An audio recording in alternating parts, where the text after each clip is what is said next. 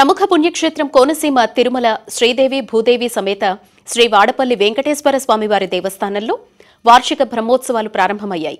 బ్రహ్మశ్రీ ఖండవల్లి రాజేశ్వర వరప్రసాదాచార్యుల వారి బ్రహ్మత్వంలో ఈ బ్రహ్మోత్సవాలు జరగనున్నాయి. వాడపల్లి శ్రీ వెంకటేశ్వర స్వామి 13వ వార్షిక బ్రహ్మోత్సవాలు వేద మంత్రాలతో ప్రారంభమయ్యాయి. మొదటి రోజు అంకురార్పణ, ధ్వజారోహణం నిర్వహించారు. శ్రీవారిని పరావాసుదేవ అలంకరణలో శేషవాహనంపై ఆలయ ప్రాంగణంలో ఊరేగించారు.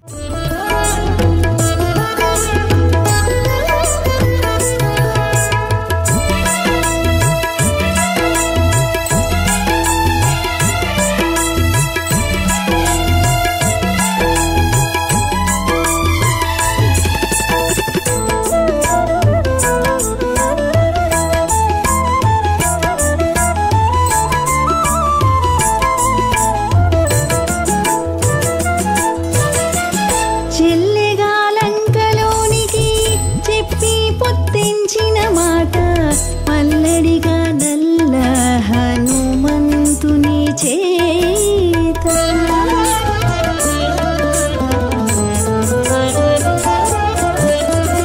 చెల్లెగాలంకలోనికి చెప్పి పొత్తించిన మాట మల్లడిగా నల్ల హనుమంతుని చేత